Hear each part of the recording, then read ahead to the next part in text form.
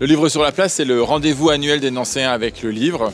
C'est un moment de plaisir parce qu'il y a une vraie fidélité, une vraie belle histoire entre Nancy et la littérature, Nancy les auteurs, Nancy les libraires. La culture à Nancy a vraiment sa place, ça a toujours été, ça continuera de l'être. Et puis c'est une fête qui dépasse les limites de la place Carrière, de la place Stanislas, qui va dans tous les quartiers, dans les écoles, dans les associations et qui irrigue tout un territoire qui dit son amour du livre et de la littérature. C'est un rendez-vous très populaire, très grand public et j'ai découvert aussi que c'était un grand rendez-vous pour les professionnels du livre. C'est un peu le lieu où il faut être en cette rentrée littéraire.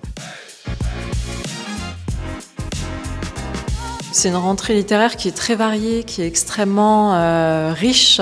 On a vraiment des auteurs qui ont déjà une certaine renommée, mais il y a aussi des jeunes auteurs que l'on découvre et je trouve que c'est une rentrée extrêmement riche. Peut-être que ma patte, elle est d'essayer de faire connaître un peu plus les jeunes auteurs, les nouvelles plumes, voilà. De me rendre compte que chez des très jeunes, des moins de 30 ans, il y a ce désir d'écrire, il y a cette qualité d'écriture, il y a cette imagination. Je me dis, la littérature n'est pas morte, Eureka. Non, c'est une belle rentrée littéraire, parce qu'elle est extrêmement variée. Vous regardez la différence entre la liste Goncourt et un journal. Vous savez ce qu'il va y avoir dans le journal. Vous ne savez pas ce qu'il y a dans les livres qu'on a sélectionnés. Ils sont tous différents les uns des autres.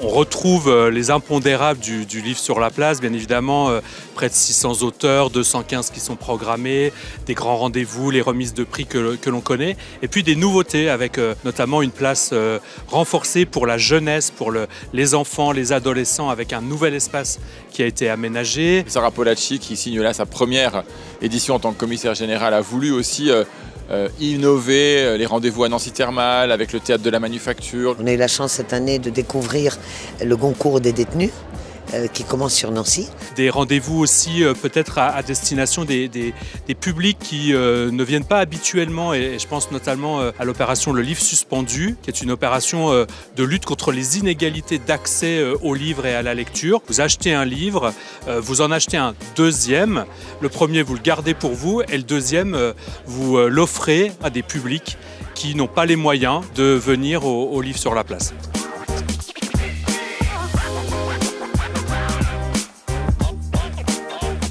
Moi, ce qui me frappe, c'est à quel point les gens parlent, en fait. Quand je dédicace mon livre sur le genre, les gens me parlent beaucoup, en fait, de choses parfois très intimes. Je trouve que c'est assez frappant de voir à quel point ça ouvre, en fait, à des rencontres possibles avec des individus vraiment. Surtout que depuis la pandémie, on s'est rendu compte que rencontrer les gens et discuter avec eux, c'était quand même quelque chose qui restait tout à fait précieux. Comme je fais de la radio, j'ai pas de retour sur ce que je fais.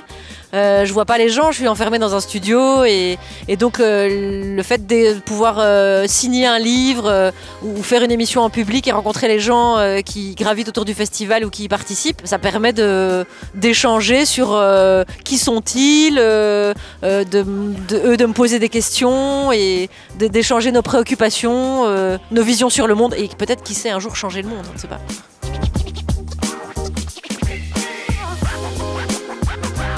C'est aussi une édition tournée vers le monde, les auteurs ukrainiens que nous accueillons cette année. On a évidemment un engagement particulier aux côtés du peuple ukrainien. Et puis au lendemain de la disparition d'Elisabeth II, c'est aussi un livre qui sera marqué de notre amitié en direction du peuple britannique avec plusieurs auteurs britanniques qui seront sur le salon. Pour moi, c'est une autre occasion de rappeler que la guerre se passe en plein cœur de l'Europe. Et de parler de cette guerre, de parler de ce qui se passe, parce que beaucoup de gens me disent qu'ils n'ont pas beaucoup d'infos. Mais il y a aussi autre chose, je me sens un peu comme une ambassadrice de la littérature ukrainienne, parce qu'elle est peu connue en France. Et donc, pour moi, c'est aussi une occasion de faire découvrir ma culture. Parce que moi, je sais qu'elle est riche, qu'elle a une tradition vraiment très très longue. C'est une belle occasion de faire découvrir ce que je fais et ce que font mes collègues en Ukraine. Dans des moments de crise, il faut regarder devant soi. Et les crises sont difficiles à surmonter. Ce sont des épreuves d'abord pour les femmes et les hommes qui les vivent. Mais il faut offrir des perspectives, de montrer qu'avec le livre, eh bien, on peut penser à la culture, penser au monde d'après. Parce qu'en réalité, tous ces événements culturels, ils participent de la lutte contre les inégalités qui ne font que s'accroître avec les crises que nous traversons. C'est essentiel. Les gens ont besoin de se réunir autour en plus d'idées, de la culture, etc. Enfin, on voit bien, effectivement, je crois que c'est peut-être une de nos missions. Ça nous fait du bien.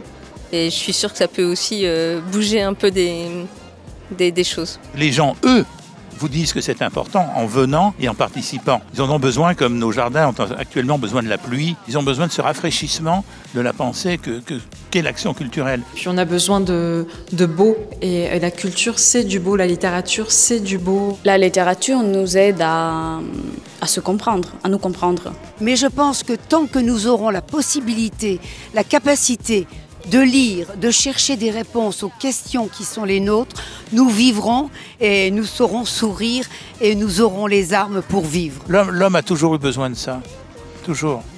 Il en aura toujours besoin. Et la culture, elle est immortelle. Elle, on n'arrivera pas à lui couper la tête.